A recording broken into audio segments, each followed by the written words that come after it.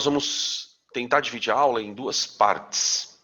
O objetivo da aula de hoje é falar de reação em compostos oxigenados, né? A gente dedicou as duas primeiras partes das reações para falar dos hidrocarbonetos, né?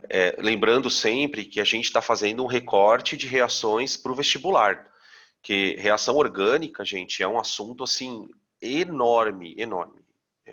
Eu lembro que na faculdade, eu tive, na farmácia, eu tive 1 ano de reações orgânicas, e na química eu tive 1 ano e meio, fora o laboratório.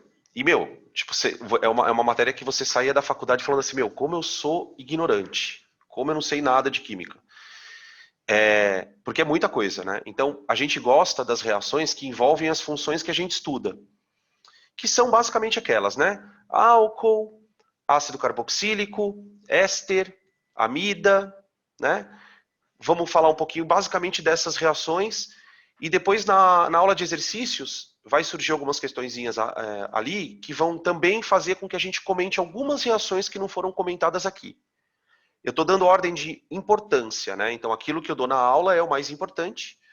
Aquilo que a gente vai fazer nos exercícios de alguma informaçãozinha a mais é coisa que a gente ali mesmo já resolve, tá? Então, essa primeira parte, a gente vai falar de reação na carbonila, no grupo C dupla O. Então, vamos falar de reação de esterificação, hidrólise, saponificação, transesterificação, que são as reações importantes. Essas daí você tem que saber de cor e salteado, como acontece, o que produz. Tem que saber. Tipo, não é uma coisa que ele vai te dar faça um modelo. Não, aqui você tem que saber. E depois da segunda parte, aí entra a segunda parte de polímeros. Né? Lembra que ontem eu inseri a primeira parte de polímeros junto com as reações de hidrocarboneto, porque era a reação de adição. Aqui nós vamos falar de substituição. As reações de polimerização, aquelas que a gente aprende na apostila, né? Polimerização por condensação. Elas, na verdade, elas seguem o mecanismo que a gente vai estudar agora. Então, o que a gente vai fazer? A gente vai mostrar o mecanismo geral, A gente vai mostrar o mecanismo geral, como acontece, e depois é só ficar trocando pecinha. Vocês vão perceber que o começo da aula é a parte mais chata. Chata no sentido de que você vai ter que prestar muita atenção. Depois a gente vai ficar colocando coisas e vai ficar tudo muito óbvio, tá? E na segunda parte, aí depois do intervalo, a gente pega oxidação, que também é um universo enorme, assim, tipo, de reações que sem fim, e a gente vai recortar muito. A gente vai falar de oxidação em alcenos, que é um assunto que dá para explorar bastante coisa, e oxidação em álcoois, que é um processo que até para biologia interessa, né? Tudo substituição. Vocês vão ver que hoje é tudo substituição. Só que é uma substituição na carbonila. Então aí eu já começo a aula fazendo uma pergunta. Eu vou fazer uma substituição na carbonila, tá? Então alguma coisa vai atacar a carbonila. Ok? Se essa coisa vai atacar a carbonila, esta coisa é um nucleófilo ou um eletrófilo? E por quê? Dependendo da resposta, você vai entender o mecanismo tranquilamente. Então eu vou repetir a pergunta. Eu tenho uma carbonila. Eu vou atacar a carbonila com alguém. Alguém vai atacar a carbonila. Este alguém é um nucleófilo. Certo? Por que ele é um nucleófilo? Porque ele tem afinidade por coisas positivas. Então pera lá. O nosso mecanismo ele vai ser uma substituição nucleofílica na carbonila. É uma substituição nucleofílica na carbonila, tá? Vamos começar falando sobre isso. Espera aí.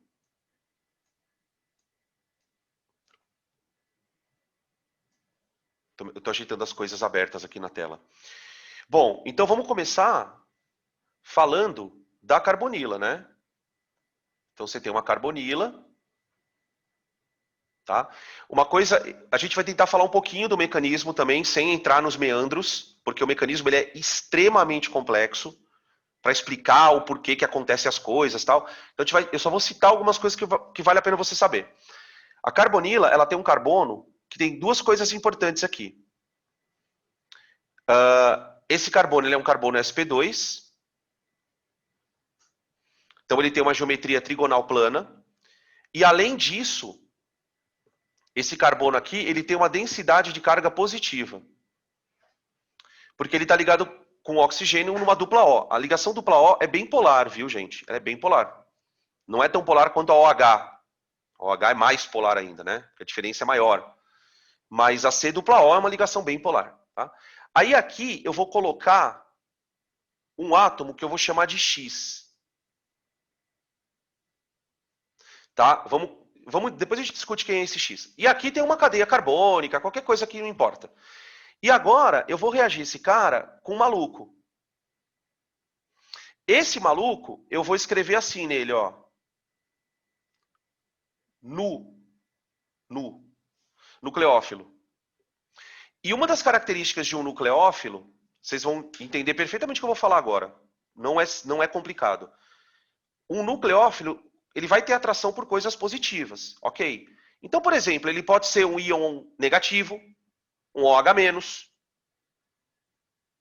Ele pode ser uma espécie que tenha par de elétrons sobrando, tipo um nitrogênio, de uma amina, de um álcool, ok? Então, o Nu, ele normalmente é representado com duas bolotinhas, que são o par de elétron dele. Tá? E aí vai começar a acontecer o processo. Tá? O nucleófilo, ele vai atacar a carbonila. Tá? No momento em que o nucleófilo ataca a carbonila, essa carbonila sofre um rearranjo, ela vai virar um intermediário. De novo, aqueles intermediários loucaços. Tá? Esse intermediário loucaço, ele é mais ou menos assim, ó. Carbono. Aqui. Aqui. Eu vou explicar depois mais ou menos a ideia, tá? Aqui e aqui. Tá? No momento que o nucleófilo ataca o carbono, o par de elétron do nucleófilo, para poder se ligar ao carbono aqui, ó, deixa eu colocar esse parzinho em azul, só para a gente poder diferenciar um do outro aqui. Aqui. Então, esse par de elétron do nucleófilo, ele vai virar essa ligação aqui, tá? Vai acompanhando. Só que, quando essa ligação é estabelecida, ela empurra a dupla para o oxigênio.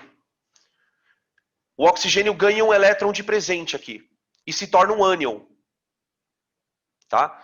E aí acontece uma coisa muito bizarra, porque o carbono muda de geometria. Ele passa de uma geometria de sp2 para sp3. O pessoal chama isso aqui de intermediário tetraédrico. Ele muda a hibridização dele para acomodar as quatro coisas. E aí vai acontecer, na etapa posterior, a substituição propriamente dita. Por quê? Porque o nucleófilo entrou. Esse grupo X aqui, ele vai sair. Quando esse grupo X sai, você volta a uma carbonila sp2. Esse par de elétron volta a virar aqui e a carbonila vira uma carbonila de novo. Então acontece isso aqui, ó.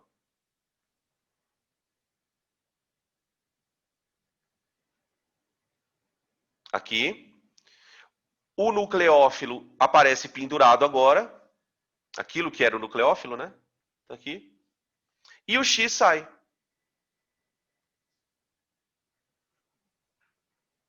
E o X sai. Tá? Esse X, ele é o grupo de partida.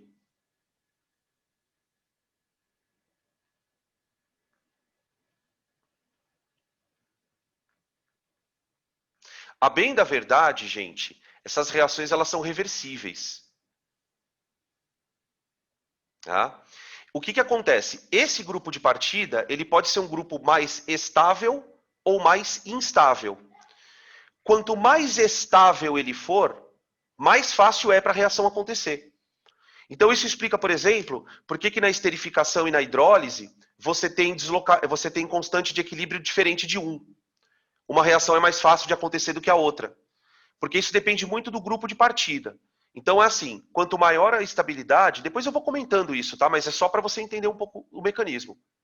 Quanto maior a estabilidade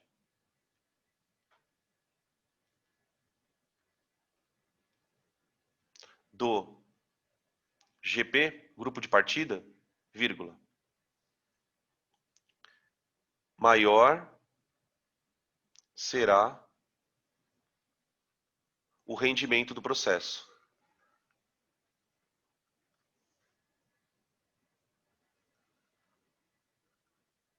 Porque uma coisa que a gente vai logo menos vai discutir, né, nos equilíbrios, é que num equilíbrio, você nunca, a reação nunca acaba. Esse sistema ele fica se retroalimentando. Só que não é porque ele se retroalimenta que você tem a mesma quantidade dos dois lados. Ele pode ficar se retroalimentando numa situação em que você tem 3 vezes mais produto do que reagente. Ele pode ficar se retroalimentando numa situação em que ele tenha 2 vezes mais reagente do que produto. Isso depende. Então, o que vai determinar se o rendimento é melhor ou não é o quanto esse grupo de partida é um bom grupo. Então, por exemplo, íons como OH, íons como Cl-, são bons grupos de partida. Outros não são tão bons. Tá? Isso a gente não precisa ficar sabendo. Só estou contando para você entender por que tem equilíbrios que estão mais deslocados para a direita, tem equilíbrios que estão mais deslocados para a esquerda. Tá? Beleza? Até aqui tranquilo? Isso aqui é o mecanismo, acabou. Tá? Aqui não tem aquelas coisas de regra de Markovnikov, substituição em carbono terciário é mais fácil que de secundário. Não, não. Tá? E a quantidade de reações que a gente tem, que tem importância, né, nessa parte aqui era maior. Então, tipo, das 4 partes de reações que a gente vai ver, né, no final das contas, acho que essa é a mais importante mesmo, tá? Em termos de chance de cair no vestibular. Beleza? Se quiserem printar, já podem.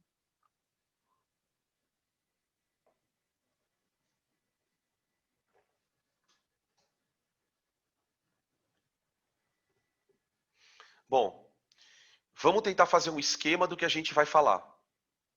Tá? Esse esquema ele vai meio que norteando as reações que a gente vai discutir. Não vai ter tudo aqui, mas só para você entender mais ou menos.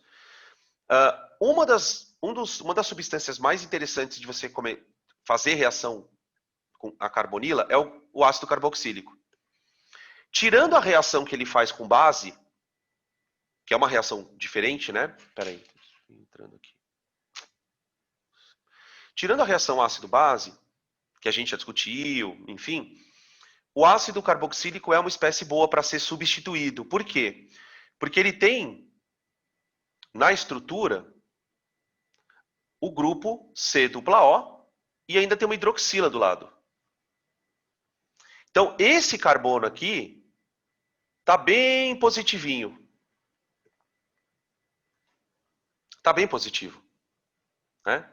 Então, eu posso colocar o ácido carboxílico, por exemplo, para reagir com algumas espécies nucleofílicas.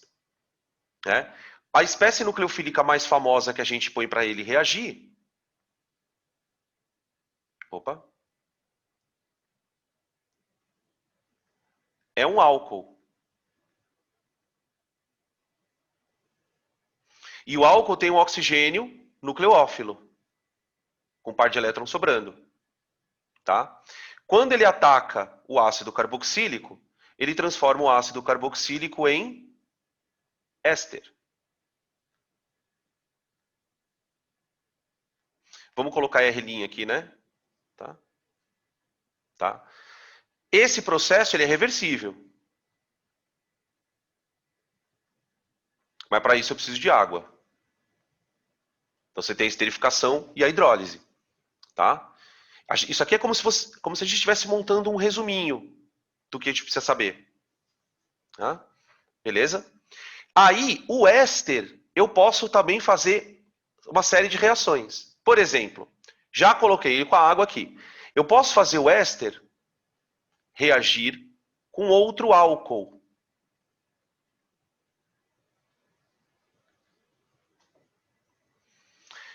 Quando eu reajo um éster com outro álcool, eu transformo esse éster num outro éster. Vai haver uma substituição desse grupo OR por esse grupo R, duas linhas aqui, ó. Então você vai fazer isso aqui, ó.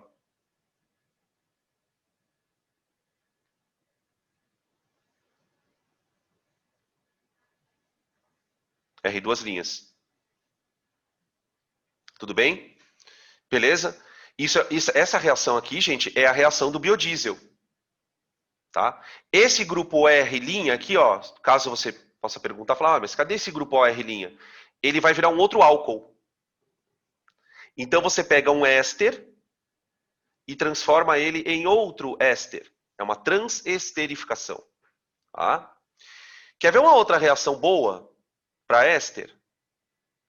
Reação com base.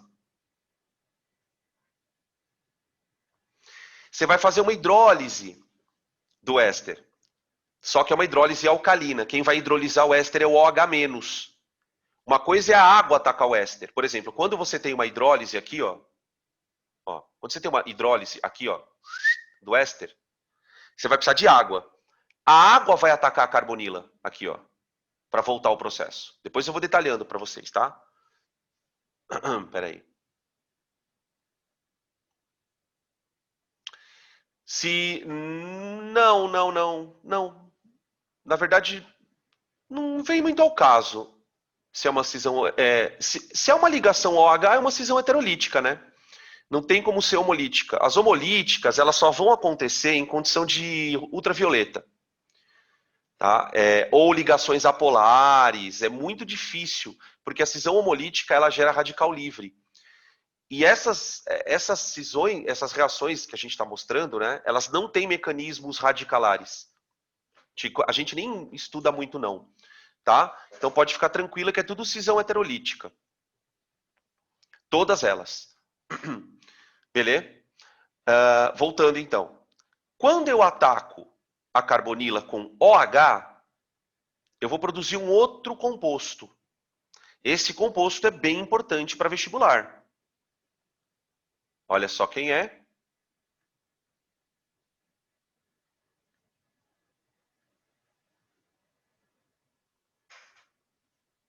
ONA. É um sal orgânico. Então, essa reação é chamada de saponificação. Na verdade, a saponificação, especificamente falando, é a hidrólise de gordura, né? Então, eu pego a gordura, coloco em meio alcalino e hidroliso. Só que ela vira um sal. Tá? E aí tem toda uma questão relativa aos sais. Tem uma outra reação que a gente pode citar, que é você fazer o éster reagir com, veja só quem.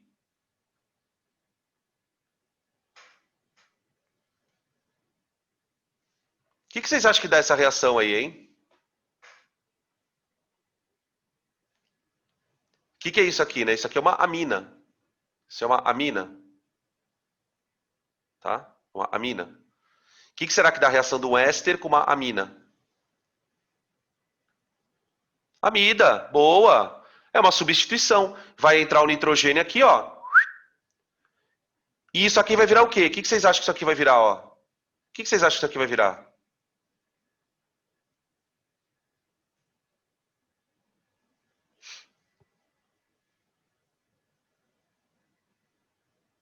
Vamos ver, peraí. Álcool. Né? Porque o hidrogênio, o que vai acontecer, ó?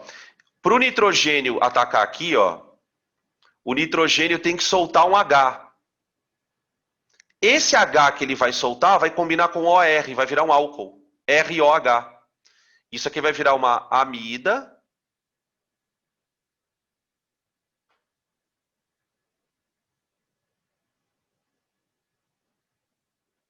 Tá? Beleza? Olha quantas reações, gente. Só que o que a gente vai percebendo, né? Elas são todas iguais. Todas iguais. Tá? Beleza?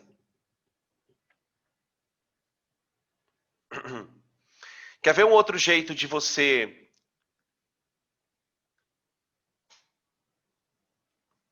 Amida.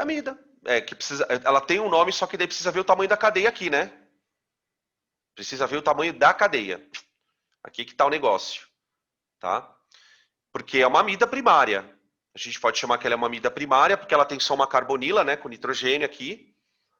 Mas aí o nome especificamente vai depender da cadeia, tá?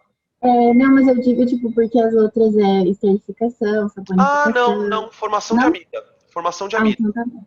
Obrigada. Quer ver uma outra? Olha a outra, olha a outra.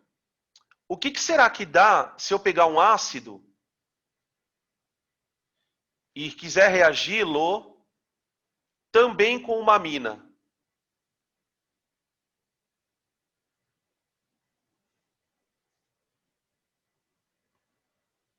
O que pode dar aqui?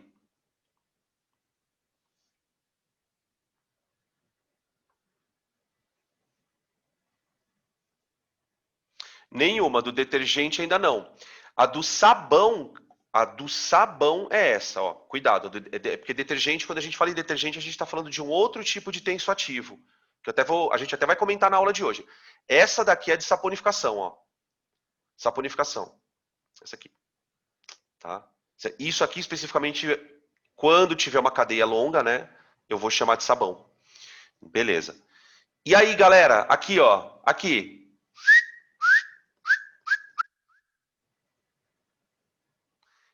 O que será que dá aqui, ó?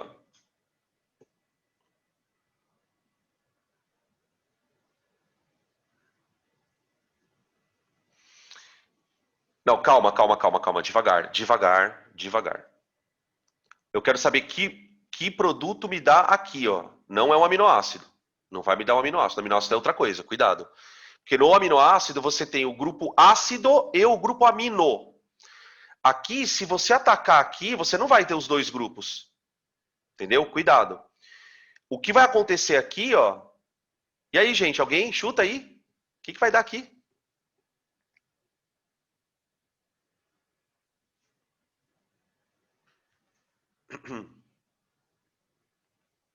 Nada?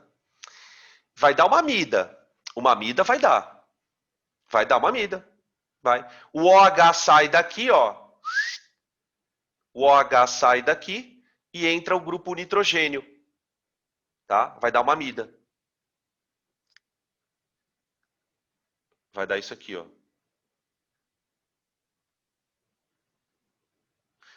Tá?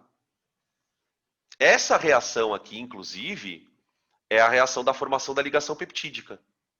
Daqui a pouco a gente vai falar sobre isso na parte de polímeros, tá? Mas a aula inteira tá aqui, ó.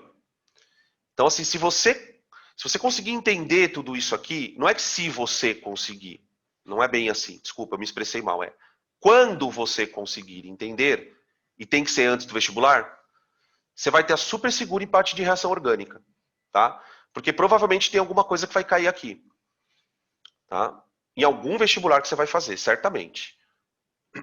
Bom, vamos começar então, né? Ah, peraí, se vocês quiserem tirar print aqui.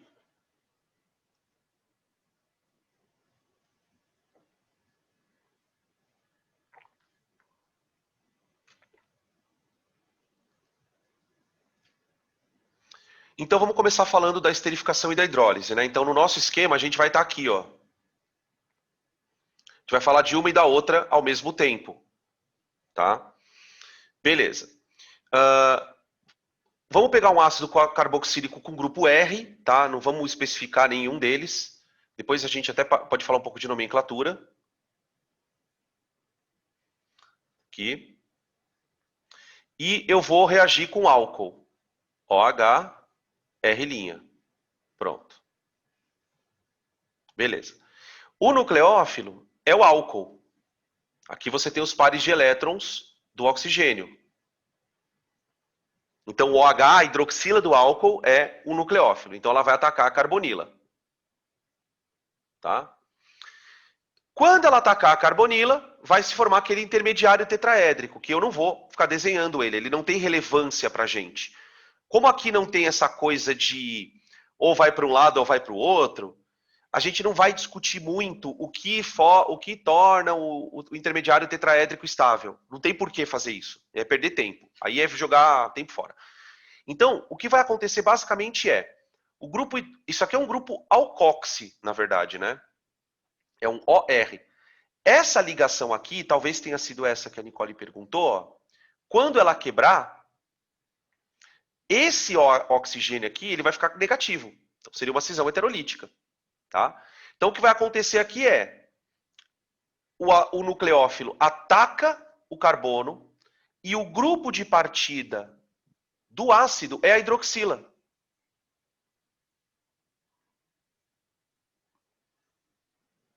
Tá? O ácido está perdendo uma hidroxila, sim. Tá? Porque isso não é uma reação ácido-base. Então, não tenta pensar daquele jeito que senão fica meio zoado a cabeça. Fala, pera, mas o ácido não perde H+? Não, isso não é uma reação ácido-base. Tá? Tanto é que nessa reação não pode ter água. Ela não pode ter água. Porque se tiver água, o ácido ioniza. Aí já era. Não adianta. Então aqui o que acontece? O grupo de partida sai. E aí o que acontece? Esse oxigênio aqui, ele vai se livrar do hidrogênio também. Esse hidrogênio é que vai se juntar com o OH para formar água. Água. E o grupo OR' literalmente entra aqui. Tudo bem? E aí você formou então o éster. Aí você formou o éster. Tá? O processo de volta. Como funciona o processo de volta? No processo de volta, você tem aqui um carbono da carbonila. Esse carbono aqui, gente, ele é um carbono positivinho também. Aí deixa eu contar só uma curiosidade. O carbono do éster, esse carbono, é um pouquinho menos positivinho do que o do ácido. Tá? Por uma X questão. Pelo fato do carbono do éster ser um pouco menos positivinho, ele é mais difícil de ser atacado. Por isso que normalmente a esterificação é um processo mais fácil do que a hidrólise. Tá? Só um comentário. Tá? Nesse caso, a água é o nucleófilo. A água é o nucleófilo. Então ela ataca o carbono do éster. Qual vai ser o grupo de partida?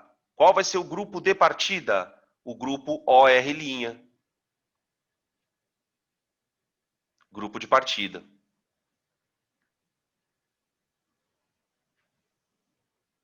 Tá? A água perde um H+, tá? E aí a junção desses dois amiguitos aqui, ó, volta a virar o álcool. Essa é a hidrólise. Tá? E aí acontece então o processo reversível. Aí tem a constante de equilíbrio, tá? Isso vai variar de éster para éster. Por exemplo, tem éster que é mais fácil de formar do que outros, enfim, mas isso não vem, a gente não precisa saber nada disso. Tá? Beleza? Olhando para isso, faz todo sentido a regra de nomenclatura de éster. Né? Dois nomes, o primeiro nome originado de um ácido. Então, por exemplo, se você fizer com ácido acético, você vai ter um acetato. Se você fizer com ácido propanoico, você vai ter um propanoato. E assim a mesma coisa com o álcool, né? Se você fizer com metanol, vai ter metila. Se você fizer com etanol, vai ter etila. Tá bom? E assim a coisa anda. Tudo bem, gente? Perguntas até aqui? Um adendo, just a little. Essa reação é catalisada por ácido, tá? As esterificações elas são catalisadas por ácidos. O ácido ele tem uma função mais ou menos assim.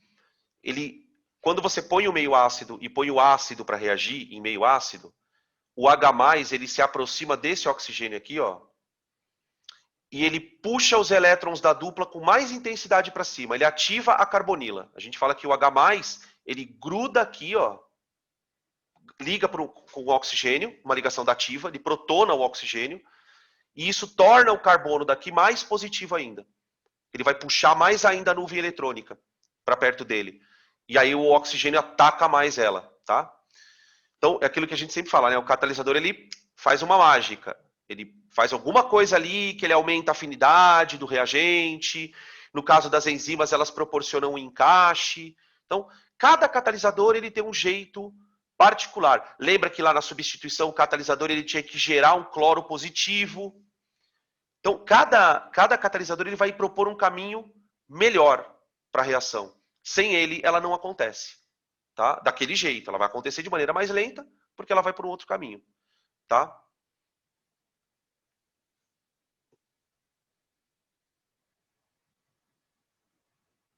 Sim, porque se ele tem uma densidade eletrônica, ele tem uma densidade positiva maior, ele é mais propenso a ser atacado pelo nucleófilo. Eu tinha uma professora de orgânica que ela falava assim, imagina que o nucleófilo é a mosca e a carbonila é a lâmpada. Tipo, quanto mais positiva for a carbonila, mais luz tem a lâmpada, mais ela vai atrair as mariposas. É mais ou menos essa a ideia. A densidade positiva do carbono é que atrai o nucleófilo. E aí ele fica mais propenso a ser atacado. Tá? Aí tem todo um trabalho, gente, vocês não têm noção. Tem todo um trabalho de pesquisa para tentar explicar por que esse carbono é mais positivo no ácido do que no éster. Meu, cada coisa dessa que a gente fala, na verdade, é uma pesquisa inteira, é um negócio muito doido. Tá? Bom, vou passar aqui, tá? Vocês já devem ter printado.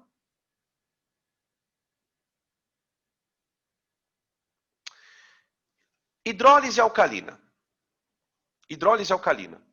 Na hidrólise alcalina, quem vai hidrolisar o éster não é a água, né? Eu vou voltar só um pouquinho aqui, ó, para a gente falar mais um pouquinho da hidrólise, porque a gente vai falar da alcalina. Na hidrólise normal, o nucleófilo é a água. Essa hidrólise por si só já é meio ruim. Por quê? A água é um nucleófilo, mas não é muito forte. É água, gente, ela é muito estável. O carbono do éster, a gente acabou de discutir aqui, ele é meio, não é tão positivo. Então a hidrólise é um negócio meio complicado, né? Por isso que até dá pra piadinha nerd, né? Por isso que é muito mais fácil você engordar do que emagrecer. Tipo, engordar, você está esterificando. Você está pegando ácido graxo, glicerol e fazendo lipídio. Quando você emagrece, você está hidrolisando lipídio. Por isso que é difícil emagrecer. Você tem que movimentar todo um sistema enzimático para deslocar um equilíbrio. Então, como é que você vai deslocar o equilíbrio, por exemplo? Toma muita água. Toma muita água. Para começar a brincadeira, né? Uma dieta tem que ter bastante água. Segundo, corta ácido graxo.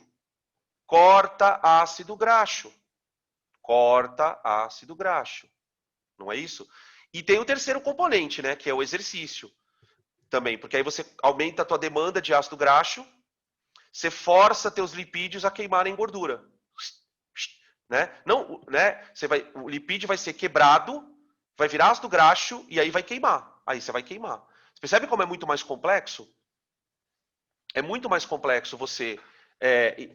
e outra, né? Tem uma questão aí que é o seguinte, tem todo um sistema enzimático. Esse sistema enzimático tem uma origem genética. Então você tem toda uma outra situação que muitas vezes vai ter que ser acompanhada de perto mesmo, né? Tá? Mas é isso, gente. É isso que acontece, na real. Só que lá na faculdade vocês vão ter que estudar todas essas reações. Enfim, vamos quebrar um éster de outro jeito, então. Eu vou quebrar um éster com um nucleófilo melhor. Um nucleófilo mais hard. O nucleófilo é o OH-. É o OH-. Só que não posso ter água na história. Então não é uma solução de base. Até dá para fazer com uma solução de base. Por exemplo, quem já fez sabão, sabe que para fazer o sabão, é basicamente jogar a solução de base que você joga ali, você põe álcool, inclusive, nela. Então, geralmente, essa reação vai acontecer em solução alcoólica. Como é que funciona o negócio? Você vai pegar um éster,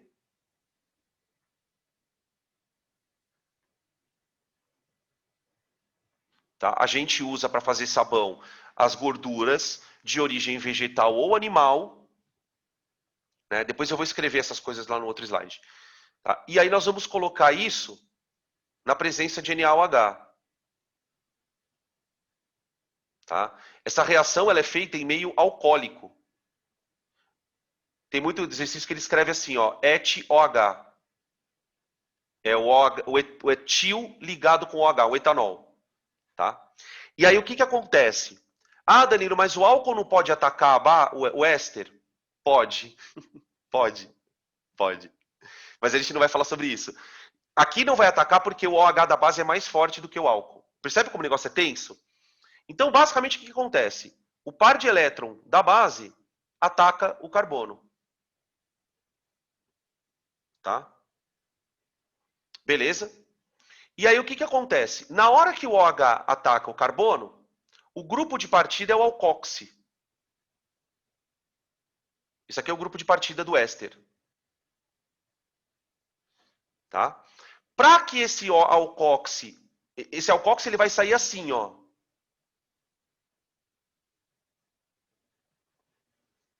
Ele vai sair assim. Pensa num trem básico. Pensa num trem básico.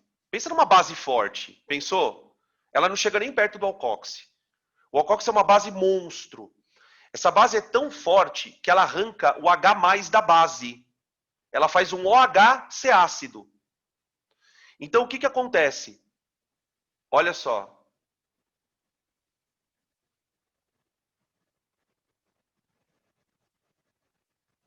A base arranca o OH, o alcoxi, né? Arranca o OH da base e se transforma numa coisa estável. R', um álcool. Tá aqui. Eu acabei de formar um sal orgânico. Só que ele não é um sal originado de um ácido de verdade. Ele é um sal originado de um éster. Eu não fiz uma reação ácido-base. Por incrível, eu fiz uma reação éster-base. É um outro processo. Mas eu formei um sal orgânico. Tá? Quando esse éster é um triéster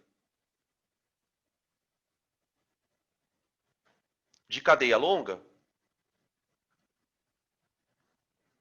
nós estamos falando dos lipídios, né? Esse sal passará a ser chamado de sabão. Que é o que cai, né? A hidrólise alcalina, na verdade, ela tem para o vestibular, o interesse dela é a saponificação. Tá? Depois eu vou mostrar um modelo de uma reação dessa daí para vocês verem. Tá? Beleza? E aí, no caso, né, o álcool que vai ser produzido é o glicerol. O glicerol. Tanto é que o glicerol, na hora que o pessoal está fazendo o sabão, o glicerol ele fica uma camada diferente do sabão. Ele vai separando. Ele vai separando. E é essa separação por densidade que permite recolher o sabão. Aí depois esse sabão ele é produzido naquele estado meio pastoso, né? Aí ele é resfriado e vira aquela pedra. Tá? E aí é que a gente estava falando, né? Agora há pouquinho no começo da aula, falaram sobre a questão do detergente. O detergente não é isso. Ele também é um sal orgânico, mas é um outro tipo de sal. Aqui a gente pode dizer que esse sal orgânico ele é um carboxilato de sódio, especificamente sódio. O máximo que a gente troca aqui seria potássio. Porque também é interessante que esse sal se dissolva na água. Ele tem que ser solúvel em água. E os sais de sódio são solúveis em água. E a hora que você põe o sabão na água é que ele exerce todo aquele efeito que a gente discutiu na aula de interação molecular, tem a parte polar, que interage com a água, né? Vocês imaginem esse cara dissociado na água. Quando ele está dissociado na água, essa região aqui, ó, é extremamente hidrofílica.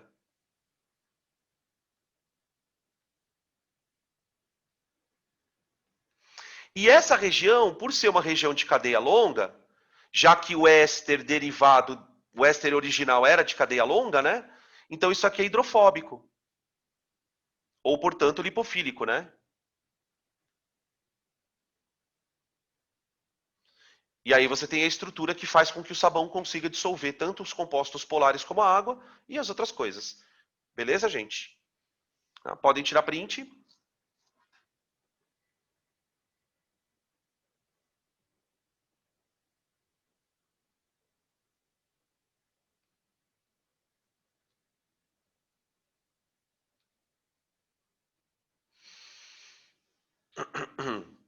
Aqui nós temos uma figura bem importante. Bem importante. Tem bastante coisa para comentar nela. Então, a primeira coisa é a reação em si.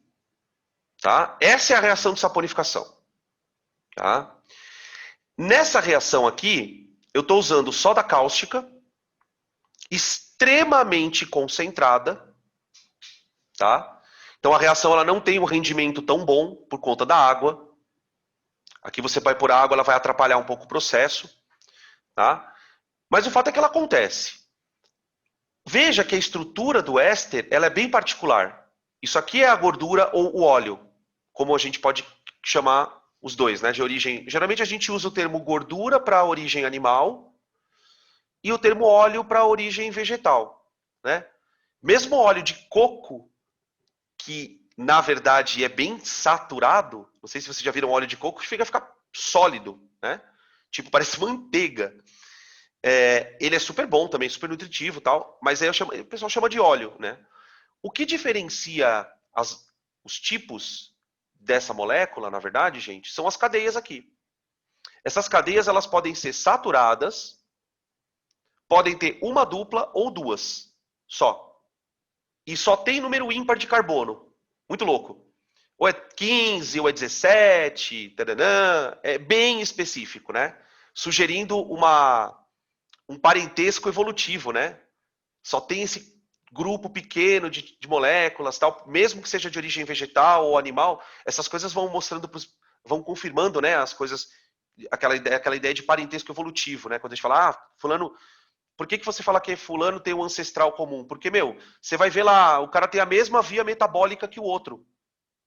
Se o cara tem a mesma via metabólica que o outro, ele pode ser bem diferente por fora, mas, bioquimicamente, os caras têm um ancestral, né? Então, o que acontece nesse caso? A reação é 1:3. Notem que no meu exemplo, eu fiz 1:1, tá vendo? Porque eu ia hidrolisar um éster. Se eu quero hidrolisar um triéster, eu vou ter que fazer 1:3, ó. Então, cada base ataca uma ligação. POF, POF e POF. Tá? Cada parte acil, só que é uma parte acil, né? Acil. Lembra da acilação ontem? Isso aqui é uma parte acil. Cada parte acil vai virar um sal, ó. Sal, sal, sal. Né? Aquela parte que originalmente formava um álcool, na verdade ela forma um triálcool, veja. Um triálcool. Tá? Que é o glicerol. Então, assim, essa reação, gente, você precisa olhar para ela e já saber o que ela se trata. Tá? Porque ela cai demais. O que a questão geralmente explora? Pode ser uma questão de orgânica mesmo, pode ser uma questão de interação molecular, né? Porque olha o prato cheio para você falar de ponte de hidrogênio no glicerol, falar do caráter anfifílico do sal. Então, assim, é um assunto que tem 1000 coisas para cobrar, tá bom? Pode ser uma questão de estequiometria, né? Para explorar a proporção 1:3, enfim, tá bom? Aqui está a nossa estrutura do sal, tá? Veja que esse sal, ele veio de uma cadeia saturada, ó. Provavelmente veio de gordura mesmo, de origem animal, tá? Na gordura proveniente dos animais, né? Você encontra muito esse tipo de coisa aqui, tá? Já na de origem vegetal você encontra as com uma ou duas. E geralmente essas duplas, viu, gente? Uma, duas, elas estão por aqui, ó. geralmente no antepenúltimo carbono, tá? Tem uma especificidade bem grande nesses tipos de ligações aqui, tá? Beleza? Aqui, gente, eu vou até dar um zoom. A gente tem moléculas de... Aqui é o sabão, então, né? Ó, isso aqui é o sabão. Sabão. É um sal de um carboxilato. Carboxilato. Agora, olha os detergentes.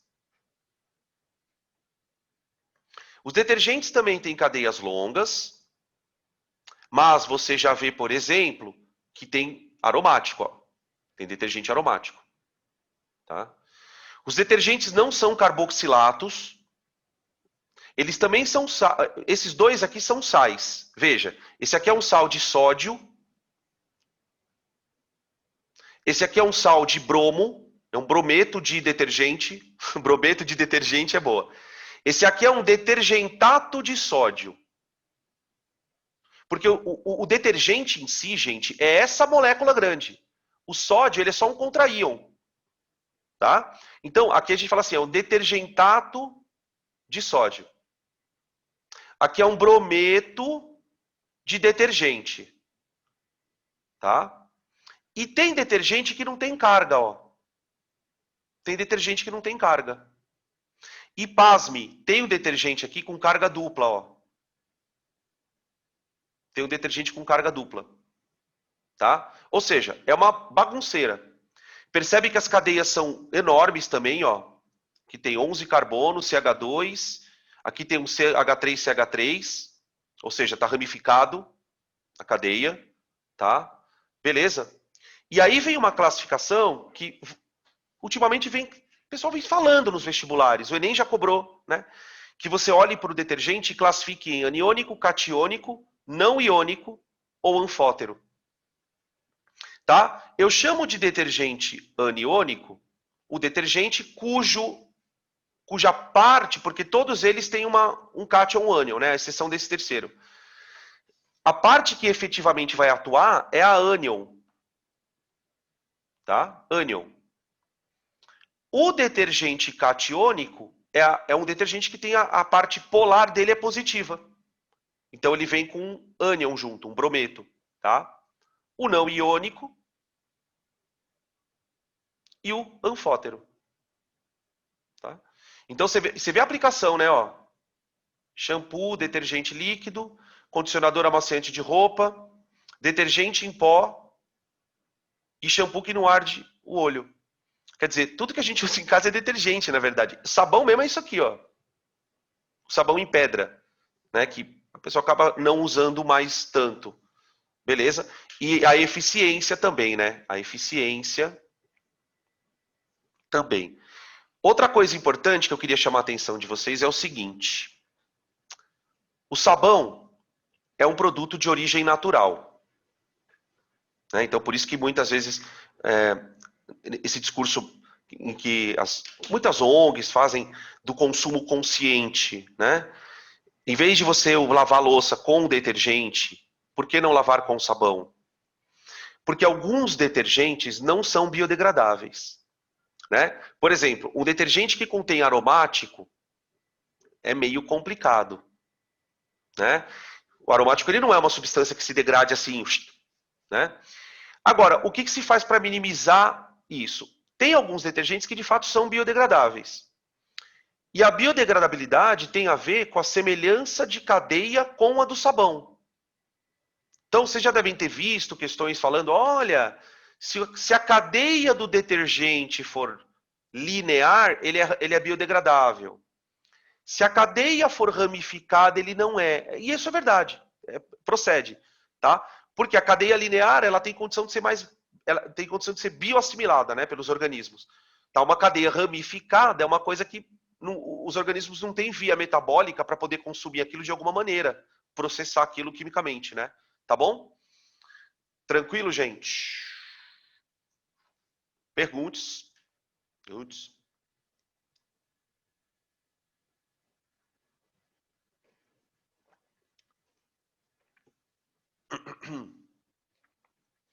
Então tá bom.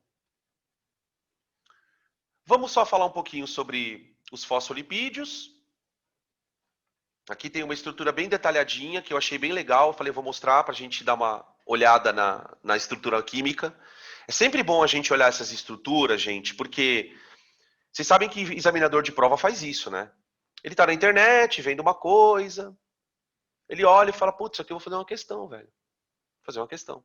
Então, se a gente começa a explorar um pouco esse tipo de análise, pode falar, Maju. Quer que volte aqui? Espera aí.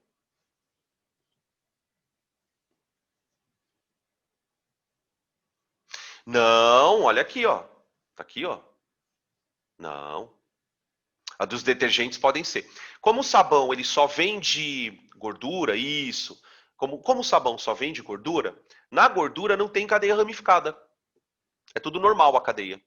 Então, sabão sempre cadeia normal. Agora, os detergentes. Aí você fala assim: ah, mas então por que os caras fazem. Por que fazem ramificado? Porque o ramificado ele é um pouco mais eficiente. Um pouco mais eficiente. E então, detergentes industriais, geralmente, né? Porque, por exemplo, imagina como é que os caras lavam uma máquina industrial. Não é com minuano. Assim, desculpa, eu não estou reclamando do minuano, mas assim, não é minuano que os caras usam com uma buchinha, né? Eles vão usar um detergente meio monstro, que tira graxa, limpa as peças, enfim. Então, aí os caras usam as cadeias ramificadas. Esse tipo de detergente os caras não podem nem descartar, né? Nem descartar. Tem todo um sistema de regulação. Não sei se funciona na prática, mas que tem. Tá? Eu gosto desse desenho porque ele mostra tudo que a gente precisa saber sobre interação molecular, né? O modelo que vocês aprendem na biologia explica a membrana, né? A estrutura de duas camadas da membrana. Peraí. Não. O que existe em relação ao sódio é o seguinte. Por exemplo, isso já caiu questão assim, ó. Esse tipo de... Eu vou fazer uma pergunta que pode parecer meio estúpida, mas vamos ver se vocês pegam a ideia. Esse tipo de sabão aqui, ó, na França não funciona. Não na França inteira, vai. Em algumas regiões da França, esse sabão não funcionaria. Por quê? Porque em algumas regiões da França, a água é rica em cálcio e magnésio. É a tal da água dura. Já ouviram falar da água dura? A água dura é uma água rica em cálcio e magnésio. Quando você põe um sabão em pedra, né? Esse sabão aí, sabão mesmo, na água dura, troca-se o sódio por cálcio e o sal precipita. Porque lembra que na aula de dupla troca a gente discutiu essa questão de solubilidade de sal, né? Então o sabão normal, ele não funciona em água que tenha muito cálcio, em água que tenha muito magnésio. Aí você tem que usar os detergentes. Os detergentes, por exemplo, o sulfonato, ele não precipita com facilidade. Mesmo que a água tenha cálcio, ele não precipita. O carboxilato com o cálcio, com o magnésio, aí precipita. Então, a coisa é basicamente em relação a isso ao sódio. Se faz com o sódio porque isso é reflexo da própria hidrólise. É uma base barata. O sal que você vai produzir, ele é solúvel, então tá de boa na lagoa. Tá bom? Beleza. Qualquer coisa chama aí de volta. Então aqui a gente tem... na bicamada, você tem uma estrutura originada de lipídios, né? Que aqui ele identifica como um ácido graxo, ó. Tá? Eu quero chamar a atenção de vocês para essa estrutura aqui, ó. Essa parte aqui e essa outra parte. Vocês estão vendo que isso aqui é quase uma molécula de lipídio? É quase uma molécula de lipídio? O que está faltando para ela ser um lipídio? Está faltando uma outra cauda aqui, não é? Essa cauda aqui, ela foi retirada e ela sofreu uma esterificação com fosfato. Só que é um éster também, ó. É um éster. É um grupo éster. Vocês vão aprender isso na bioquímica. Porque a gente chega lá na faculdade achando que, puta, éster é isso aqui, né? Não, esse é um tipo de éster. Você tem os fosfatos que são ésteres, tá? Essa esterificação aqui, ela é super importante porque quando o ácido graxo gruda no fosfato, ele ganha uma cabeça polar. E aí ele começa a formar aquela parte polar que vai ficar para o meio intracelular, né? Ou extra, que são os que têm água, tá? E aqui ainda você tem essa estrutura da colina aqui, ó, que é um nitrogênio positivo, tá vendo? Ó? Então, gente, isso aqui não é a cara de um detergente? É a cara de um tensoativo. É a cara de um tensoativo. Tá? Por exemplo, provavelmente algum vestibular vai falar da questão do detergente para matar o vírus. Né? Provavelmente alguma dessas. A gente já falou, o Rodrigo já falou sobre isso, você meio que já comentou. Vocês já ficam meio espertos. Tá? Beleza? Vamos falar de polímeros? Polímeros, seus lindos. Bom, polímeros de condensação. Polímeros de condensação. As polimerizações de condensação, gente, não são só com carbonila. Isso é a primeira coisa que a gente precisa comentar. As que nós vamos estudar, que são a do nylon, a do poliéster, são as importantes. Tá? Nessas situações, o que a gente vai fazer aqui é, basicamente, esterificar ou fazer uma substituição. Então, dentro desses processos de esterificação, o PET, acho que é o mais famoso, né? PET, na verdade, é uma sigla para polietileno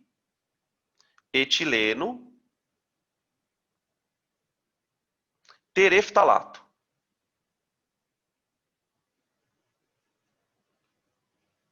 Eu não sei exatamente qual que é o nome oficial do PET, porque, obviamente, a palavra etileno e tereftalato não são palavras oficiais, tá? Então, para você entender o porquê do nome, eu vou apresentar para vocês, olha o que eu vou falar agora. No plural, os monômeros. Por que eu estou usando os monômeros? Porque nas polimerizações por adição, eu pegava um tipo de molécula e grudava várias iguais. Então eu pegava vários etilenos e faria o polietileno. Pegava vários propilenos e fazia o polipropileno. Aqui eu vou pegar um etileno glicol, é daí que vem a palavra etileno, e vou pegar um ácido tereftálico, e é daí que vem a palavra tereftalato, e vou esterificá-los. E eu vou formar um éster. Ou melhor, um não, vários. Como que isso é possível? Então deixa eu mostrar para vocês os caras aqui, ó.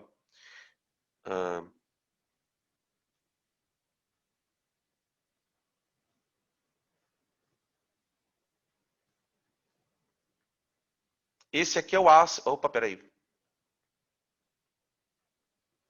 Não. Esse aqui é o ácido tereftálico, ó. Ele é um ácido aromático. Ó. Esse aqui é o ácido tereftálico. Você nota que ele é um ácido especial. Ele tem duas pontas ácidas. Isso é fundamental nesse tipo de polimerização. Tá? E aí eu vou agora pegar o etileno glicol. O etileno glicol. Esse álcool é super importante na indústria. Para várias coisas. Inclusive, aquele episódio que teve da cervejaria lá em Minas Gerais, me parece que foi etileno glicol a intoxicação, não foi? Eles usavam lá num dado processo, não sei exatamente qual era, não acompanhei a história. E aí acabou que é super tóxico esse composto. Enfim, então vamos lá. Peraí, estão chamando aqui. Foi ele, né? Foi ele.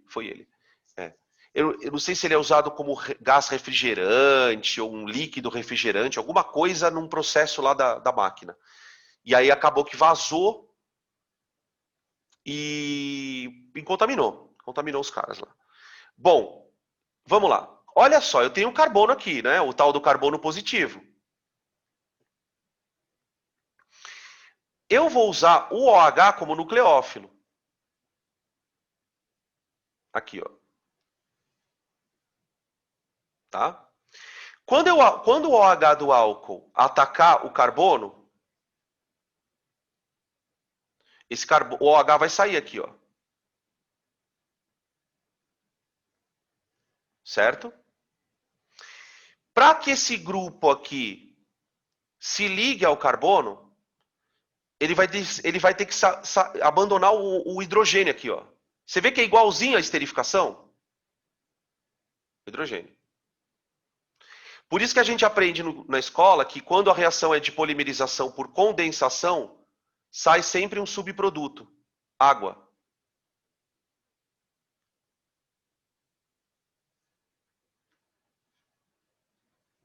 Sai sempre água como subproduto.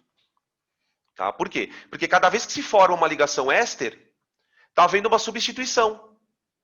Então forma uma, sai água. Vocês conhecem alguma outra ligação que também sai água cada vez que se forma?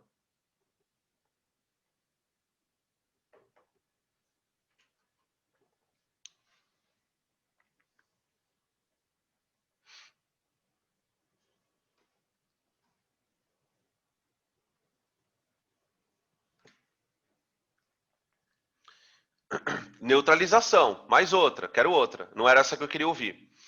Tem uma outra. Esterificação, mais outra, quero outra. Ih, tão fraco de memória. A mais famosa dela, gente. Não. Não. Peptídica. Peptídica. Peptídica. A ligação peptídica também sai água quando ela se forma. Porque é exatamente o mesmo mecanismo. Só que em vez de você fazer com o álcool, você está fazendo com uma amina. Tá? Daqui a pouco eu vou mostrar ela para vocês. Ó. O que vai acontecer agora? Vamos começar a montar o éster. Muita calma nessa hora, tá, gente? Vocês já vão entender por quê.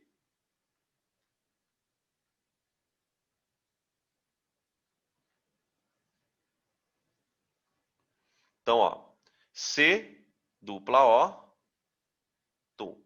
Isso aqui é o resquício do ácido, certo? Essa parte vai se conectar à parte do álcool aqui, ó. Então, eu vou colocar assim, ó, O, CH2, CH2, OH. Tudo bem? Formei uma ligação éster. Só que você perceba o seguinte. Você percebe que essa estrutura que eu estou desenhando aqui, ela tem uma parte terminal OH e uma outra parte aqui, carboxila. Só que tenta imaginar que na reação você tem várias moléculas lá dentro. Então, o que vai acabar acontecendo é que vai encostar aqui um outro ácido e vai esterificar. Então, esse OH aqui, ó, ele vai atacar um outro ácido. E esse ácido vai ser atacado por um outro álcool. E isso vai expandindo para um lado e para o outro, formando um outro tipo de polímero. Ele é um polímero chamado de alternado, porque ele tem um ácido, um álcool, um ácido, um álcool, um ácido. O pessoal chama de copolímero. Copolímero. Tá? Beleza? Como é que eu represento isso? Geralmente a gente representa assim, ó. Para mostrar que a estrutura vai continuar, você vai... Se esse cara aqui atacar um outro ácido, você concorda que ele vai perder o hidrogênio? Ele vai perder o hidrogênio.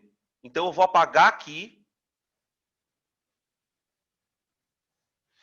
E aqui, se esse carbono for atacado por um álcool, ele não vai perder o OH? Então eu apago aqui. Aqui. Fecho. Fecho. Faltou só um tracinho aqui, né? Espera aí. Espera aí. Fecho aqui.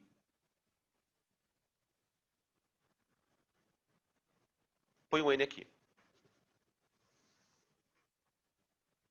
Tá? Beleza? Essa é a estrutura do meu polímero. Então, por exemplo, que tipo de questão cai com muita frequência? Ele te apresenta o polímero Fala assim, olha, isso aqui é o PET. Prazer. O PET pode sofrer hidrólise. Isso é bom para o meio ambiente, não sei o quê. O que aconteceria se o PET sofresse hidrólise? Quais seriam os produtos da hidrólise desse cara? Então, muitas vezes, ele quer que você desmonte. Com os OHs, que OHs?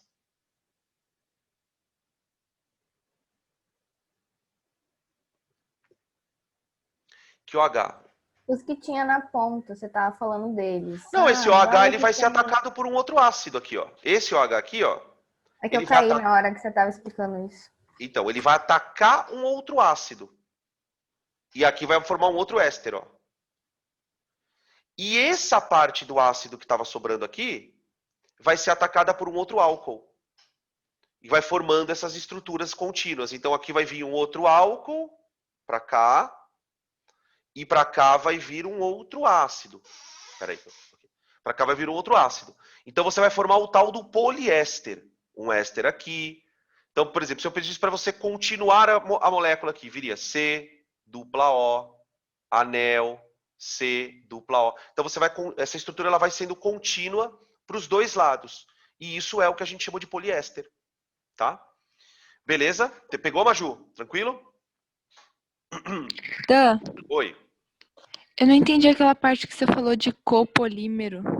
É o nome que eu dou para um polímero que é formado por dois monômeros diferentes.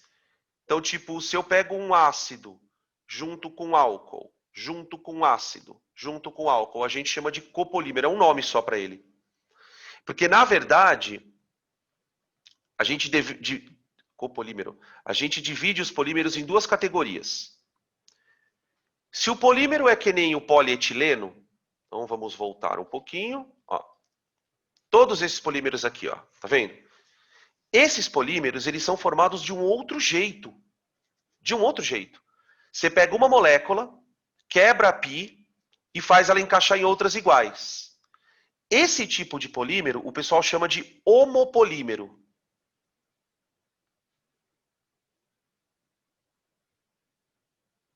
Homopolímero. Porque ele é formado só por um tipo de monômero. Esse polímero que a gente está vendo aqui, aqui ó, ele é diferentão. Né? Eu posso falar assim, olha, você tem um ácido com um álcool, depois um outro ácido, depois um outro álcool. Essa estrutura alternada com coisas diferentes faz com que a gente chame de copolímero. Esse co acho que é de ambos, tá ligado? Dois monômeros diferentes, tá? Beleza. E aí essa classificação ainda, é que eu não quero poluir muito a cabeça de vocês porque é desinformação, eu acho. Mas tem uma classificação que fala que os copolímeros podem ser alternados, podem ser em blocos, podem ser randômicos, mas é inútil, tá? Se vocês ouvirem isso, já sabem que é inútil, tá? Beleza? Poliéster, tranquilo? Você tem outros tipos de poliésteres, né? Claro. Tudo vai depender de que ácido você usa e de que álcool você usar. Tá? Então, não é que, eu aprendi PET, só vai cair PET. Não, fique esperto no reconhecimento da função. Por quê? Porque é o que eu falei para vocês. O que o cara vai te perguntar aqui provavelmente é: o que acontece se eu quebrar o polímero? Muitas vezes ele pergunta assim: para eu produzir o polímero, quem eu uso? Então, o que você tem que ter a habilidade? Isso é treino, tá? Não tem uma aula para isso, é treino. Você tem que ter a habilidade de pensar o seguinte: todo poliéster será formado por álcool e ácido. Primeiro. Segundo, todo poliéster, quando quebrado, nesta ligação, a parte da carbonila constituirá o ácido. A parte sem a carbonila constituirá o álcool. Então, é esse raciocínio que você tem que ter na hora da prova. Porque se ele perguntar, o que acontece se eu quebrar o polímero? Você sabe o que vai dar. Hã? Por hidrólise, exatamente. Exatamente. Tá? Exatamente. São hidrólises feitas em meio ácido. É super difícil hidrolisar éster. Super difícil. Esse tipo de éster ainda, PET, né? Que é um material super inerte. Super inerte. Mas tem técnica para isso. Tá? É isso mesmo. Vamos falar do nylon? Vamos falar do nylon. Antes de falar dos nylons, deixa eu falar uma coisa aqui para vocês, ó.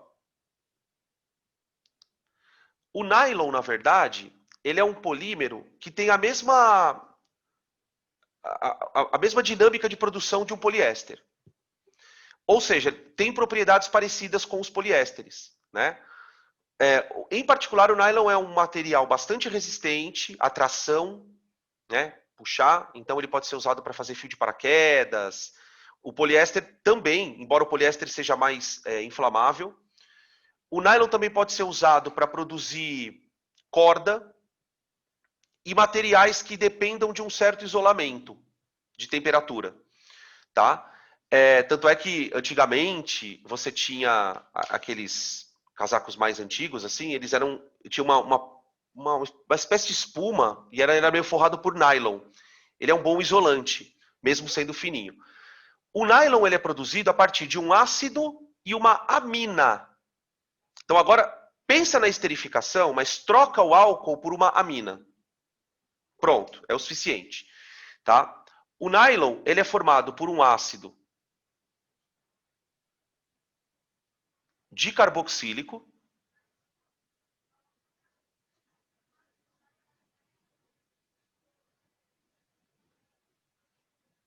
assim, ó.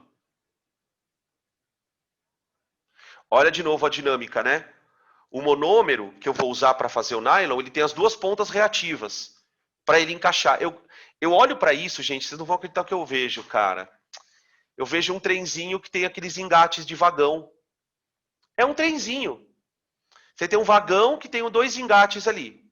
Aí eu vou pegar o outro vagãozinho. Vamos pegar o outro vagãozinho. Ó.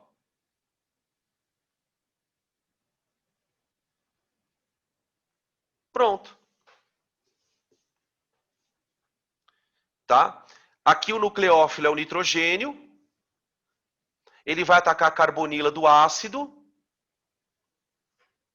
O grupo de partida é o OH. E a amina que vai se ligar aqui, ela vai ter que perder o hidrogênio, né? Ela vai ter que perder o hidrogênio. Então daqui, de novo, qual o subproduto que eu tenho? Água. Tá? E agora vamos desenhar o grupo amida. Então, ó, o nosso polímero vai ser HO. Olha agora, ó. Primeiro eu vou desenhar ele, depois eu apago o que for para apagar, ó. Que nem eu fiz no outro. CH2, 4, C, dupla O. A partir daqui, começa a vir o grupo da amina.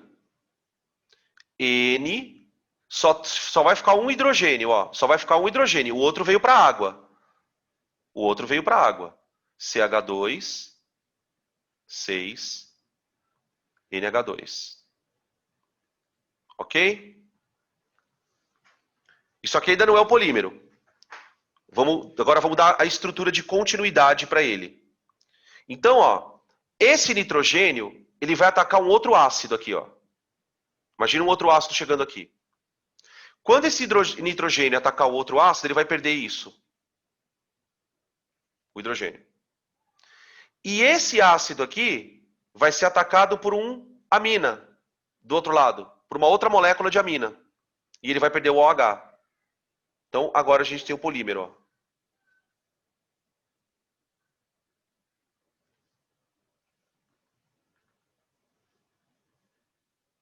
Uma poliamida.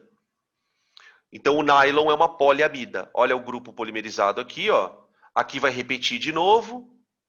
Aqui também vai repetir de novo, tá? E a estrutura do nylon, ela tem 6 carbonos aqui, ó, veja. E 6 carbonos aqui.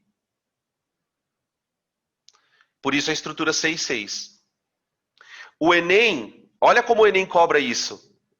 Né? A gente fica decorando reação, tananã, tananã.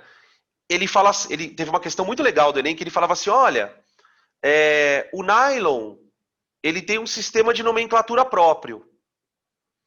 O nylon, para nomear o tipo de nylon, você vai usar como primeiro número a quantidade de carbonos do ácido e como segundo número a quantidade de carbonos da amina. E aí ele perguntava, ele dava uma estrutura de um nylon e perguntava qual era o nome dele. Ele explicava isso, dava a estrutura do nylon. Então, assim, não é uma questão que o aluno teria que saber como polimerizar. O cara tem que olhar e ter uma sacada ali. Às vezes isso é bom, às vezes não é. Porque é bom quando a gente tem a sacada, né? O difícil, às vezes, a gente fica olhando para a reação e fala, meu Deus, peraí, o que ele quer dizer com isso? Né? Mas é aquilo que eu falei para vocês na primeira aula, né? Eu falei, gente, tem que preparar o espírito para pegar uma questão diferente. Diferente, tá? Beleza?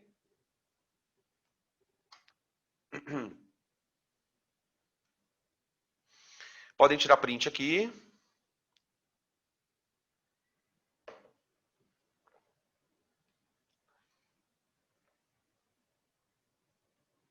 Aqui é o Kevlar. Adão, Oi. você pode voltar lá no PET, por favor? No PET? Aqui. Obrigada. Aqui é o Kevlar, famoso Kevlar. Não tão famoso assim, né? Usado para fazer colete à prova de bala, capacete, né? Hoje em dia, não só o Kevlar, hoje em dia as fibras de carbono, elas têm substituído polímeros, né? Elas são super leves também, bem mais resistentes. Por exemplo, não sei se vocês chegaram a ver o acidente com o piloto de Fórmula 1 na corrida retrasada. Cara, foi um negócio assim. Bom, para resumir a história, o carro, a única coisa que sobrou do carro foi a célula de sobrevivência. E se não fosse o halo do carro, o cara tinha sido decepado. Porque ele entrou no guardrail. Tipo, imagina o guardrail fez isso aqui, assim, ó. Porque ele entrou embaixo do guardrail. Ele dobrou o guardrail. Só que, não sei se vocês já viram que no carro de Fórmula 1 agora tem uma espécie de uma viseira, parece o carro do Batman. Eles chamam de halo. É uma estrutura extremamente resistente, que se não fosse ela, ela que entortou o guardrail, né? Porque se não tivesse o halo, ele tinha batido com a cabeça, que tinha sido arrancada a cabeça do cara. E fora que o carro pegou fogo na hora, explodiu ainda. E o cara saiu andando do carro. Todo tonto, assim, tipo, mas andando. Ele só queimou as mãos. Só queimou um pouco as mãos. Um negócio assim surreal, gente. Tudo por causa dos polímeros. Um negócio absurdo, absurdo. Eu quis colocar a estrutura do Kevlar aqui. O que? O halo? Procura o halo depois. Halo. H-A-L-O, né? Tipo Hello, né? Aquela música da Beyoncé. Hello. É muito louco, cara. O acidente é chocante. Chocante. O Kevlar, ele é uma poliamida. Dá uma olhada aqui. O Kevlar é uma poliamida também, ó. Você vê que aqui eu tenho uma diamina. Tá vendo, ó? Aqui. E aqui você tem um diácido, tá vendo, ó? Então era um ácido aqui que reagiu com uma amina daqui e formou uma amida. Então isso era um monômero, isso era um outro monômero, tá? Beleza? O que eu quero mostrar para vocês também de interessante? Eu coloquei a figura do Kevlar mais por causa disso. As interações de pontos de hidrogênio que as estruturas das cadeias de polímero estabelecem umas com as outras. Pouco forte ele, né? Então, esse tipo de mecanismo molecular, né, interação molecular, coisas microscópicas, são justamente o que explicam as propriedades macro do polímero. Então, às vezes, o polímero acaba sendo resistente, por exemplo, por conta das interações moleculares mais fortes, né? Por exemplo, os polímeros que são elásticos, chamados de elastômeros, eles têm essa elasticidade porque as interações moleculares das cadeias, elas acontecem só nas ramificações. Então as moléculas ficam mais esticáveis. Assim, é umas coisas muito interessantes, óbvio, né, para quem estuda isso, a parte de engenharia de material. Mas, por exemplo, é perfeitamente cabível que no vestibular o cara possa fazer esse tipo de pergunta. Ele não vai mostrar com um tracinho, ou às vezes até mostra. né? Ele vai colocar a cadeia, vai colocar outra cadeia e pede lá, aponte o tipo de interação que justifique a extrema resistência do Kevlar. Ponto. Ponte de hidrogênio, tá? Beleza? Aqui um outro polímero, uma poliamida, tá? Esse polímero ele é famoso também, ele é conhecido como espuma, né? A gente dita. É o tal do poliuretano. A gente ficou se falando muito do poliuretano, infelizmente, naquele episódio do Ninho do Urubu, onde os meninos acabaram morrendo ali por conta do incêndio, né? E aqui eu coloquei uma fotinho, na verdade, que eu achei muito interessante, que é basicamente a reação de produção do poliuretano, né? Aqui você tem um composto. Esse aqui não é uma. Ele é uma poliamida. Na verdade, não é bem uma poliamida, né? É um poliisocianato, é um negócio maluco. Mas é um outro tipo de polímero. Ó. Eu peguei etileno glicol, peguei esse composto aqui com essa função bizarra aqui, ó. Tá? Essa função se chama isocianato. A gente nem estuda ela na orgânica, assim, tipo, na aula e tal. E aí esse cara polimeriza com esse, formando o composto. Esse aqui é o composto, ó. Esse aqui são os monômeros, gente. Olha que interessante. Quando você mistura os dois, ele começa a inflar. Por que isso acontece também? Porque nesta reação, produz-se gás, vapor de água. E nesse processo, a estrutura vai inflando. Então, as cadeias de polímero elas vão sendo infladas. E aí você forma a espuma. Tá? Beleza? Esse tipo de polímero, assim, o cara não vai perguntar para você como que é feito. Bem, a não ser que seja aquelas provas tipo ITA, tá ligado? Que você tem que decorar um monte de coisa. Tá? Mas nos vestibulares tradicionais da gente não podem ficar tranquilos. Tá bom? Podem printar aqui. Acho que tem mais umas coisas para falar ainda. Fala só, acho que é só isso que falta. Deixa eu ver uma coisa aqui. Tá quase acabando para a gente ir para o intervalo, tá? Eu queria falar um pouquinho das proteínas, porque tem tudo a ver com polímeros, né? Então, como a gente está tentando abranger os assuntos que são mais importantes, o caso das proteínas é um caso legal. Eu não estou nem falando da parte biológica, né? Que daria para ficar 1000 anos falando sobre proteína. Mas da parte química, a produção de uma proteína nada mais é do que uma polimerização por condensação. A ligação peptídica, assim como a ligação éster, é muito difícil de hidrolisar. Tanto é que você precisa de enzima para digerir proteína. Né? A ligação amídica, quando você está digerindo a proteína, você está rompendo as ligações peptídicas. Né? Então, a ideia é, as amidas são compostos também bem estáveis, do ponto de vista químico. Tá? O que justifica a importância delas para a gente. Né? As proteínas, a gente tem células que as nossas proteínas conseguem durar bastante tempo no nosso corpo, porque são estruturas estáveis. Né? Então, os aminoácidos são moléculas em que, diferentemente aqui, ó, deixa eu mostrar um negócio rapidão. Para produzir o nylon, eu usei um diácido, então ela tinha duas pontas ácidas, e usei um diálcool, certo? Agora, o aminoácido é diferente. Por quê? Ele tem uma ponta ácido e uma ponta álcool, uma ponta amina. Ou seja, a ponta ácida vai reagir com a amina do outro. E a ponta amina vai reagir com outro ácido aqui. Então é um tipo de polimerização onde você tem um monômero bem diferente. Ele tem os dois grupos na mesma estrutura.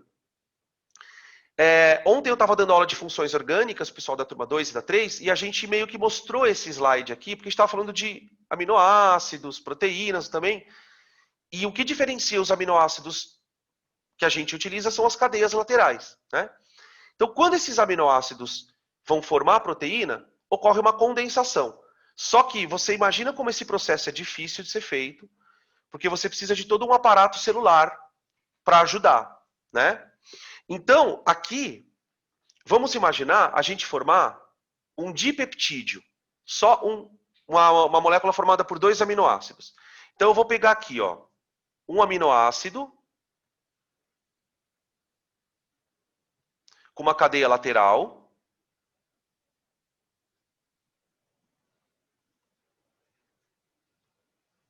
Tá?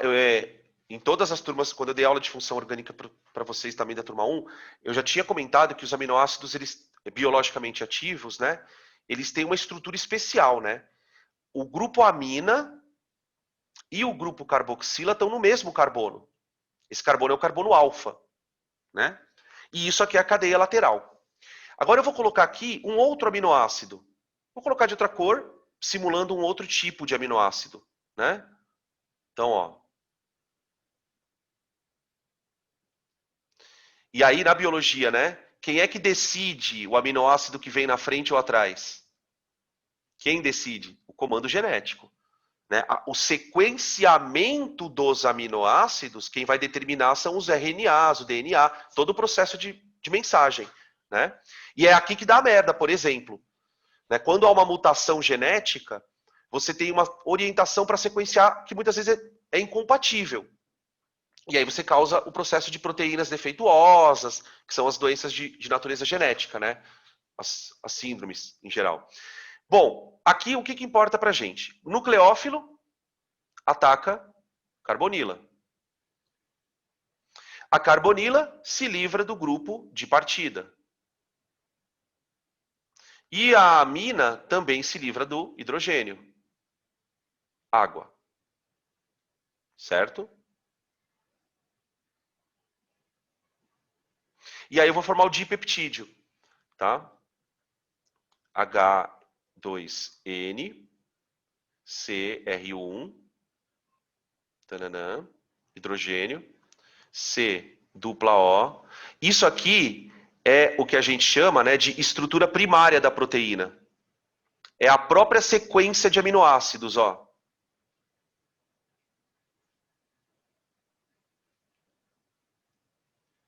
R2, C, dupla O. Isso aqui é o dipeptídeo, né? Para a gente fazer uma sequência, a gente podia fazer isso aqui, ó. Tira o OH daqui, tira um hidrogênio daqui e fecha. Ou aqui nesse caso a gente não vai fechar, né? Vamos dar uma reticência para dizer que é uma proteína, né? Ó, tá? Aqui você pode ter sequenciamento de 20 tipos de aminoácidos em todas as combinações aí teoricamente possíveis, né? Algumas não dão nada, tá? E aqui nós temos a ligação peptídica, ó. Tá?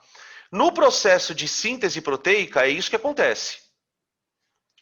Tá? No processo de digestão da proteína, você tem o processo reversível, que é todo enzimático, né? A ideia é pegar a proteína, quebrar em aminoácidos para que esses aminoácidos sejam absorvidos, vão para dentro das células, para que esses aminoácidos consigam se transformar em proteína, né? Numa nova sequência de comando genético e tal, enfim. Tá bom? Ah, outra coisa que eu queria comentar em relação à enzima, né?